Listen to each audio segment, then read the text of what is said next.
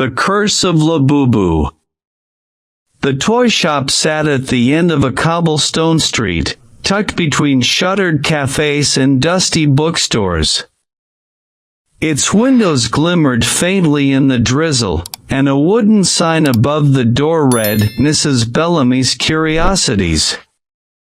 Inside, shelves overflowed with trinkets, porcelain dolls with cracked smiles, music boxes that wheezed out lullabies, and stuffed animals with glassy, unblinking eyes. Amelia pressed her nose against the fogged glass, her breath leaving pale clouds. She was 12 and small for her age, her coat too thin for the cold. Her mother tugged her hand gently. "Just for a minute," Amelia pleaded. Her mother sighed, then opened the door.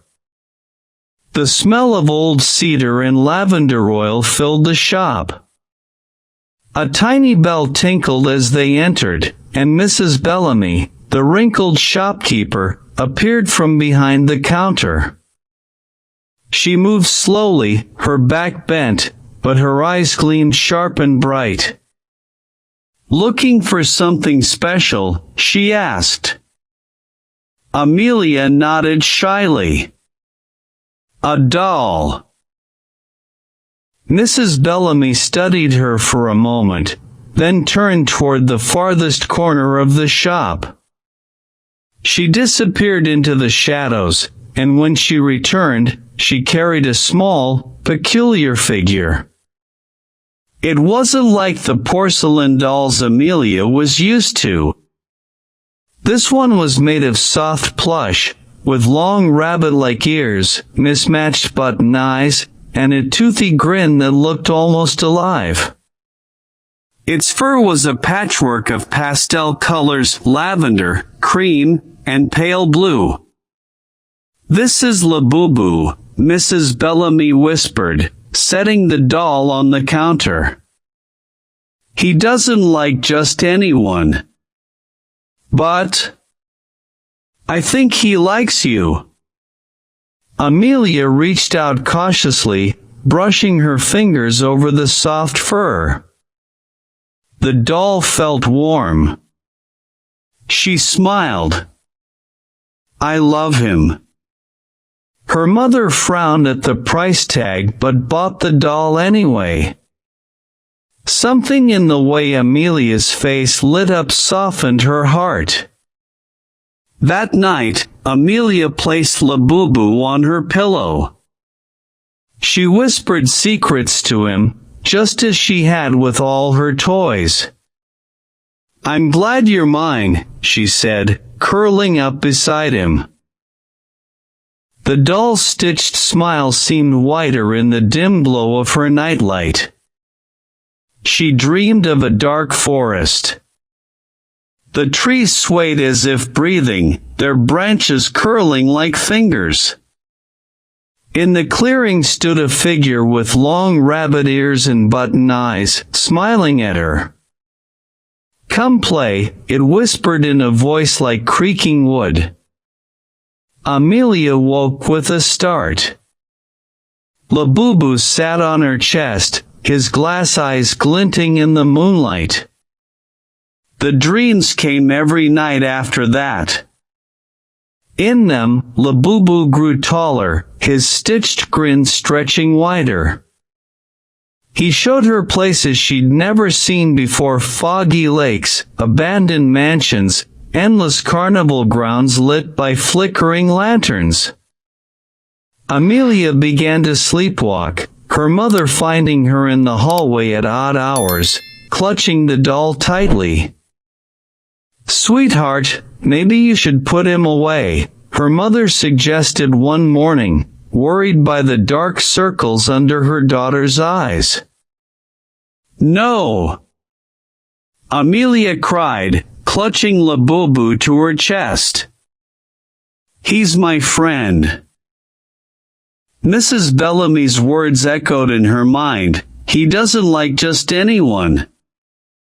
One night, Amelia awoke not in her bed, but in the forest from her dreams. The ground was soft with moss, and the trees whispered as she walked. Labubu trotted beside her, no longer a doll but a living creature, his ears twitching as he grinned up at her.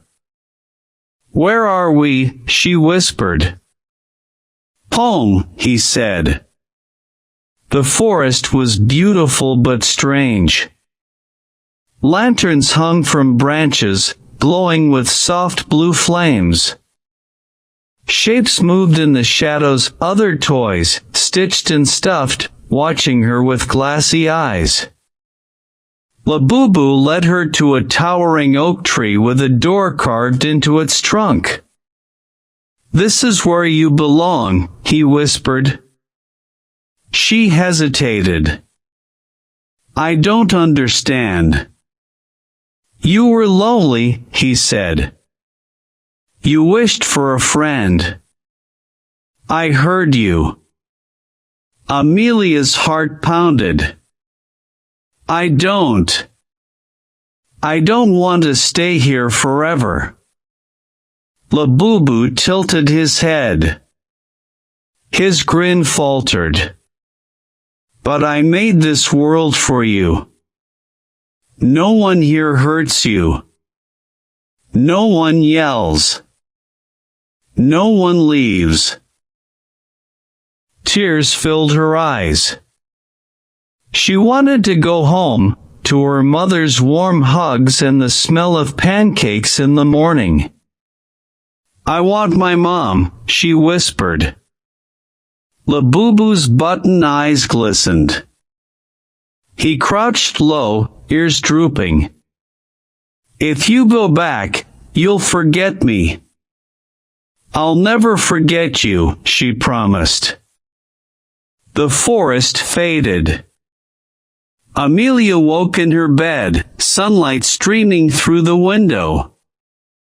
Labubu sat on her nightstand, smiling as always. Years passed.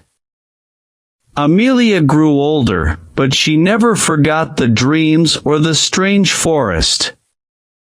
She kept Labubu on her shelf, too precious to give away. One rainy evening, now a grown woman, she returned to Mrs. Bellamy's shop, clutching the doll in her hands.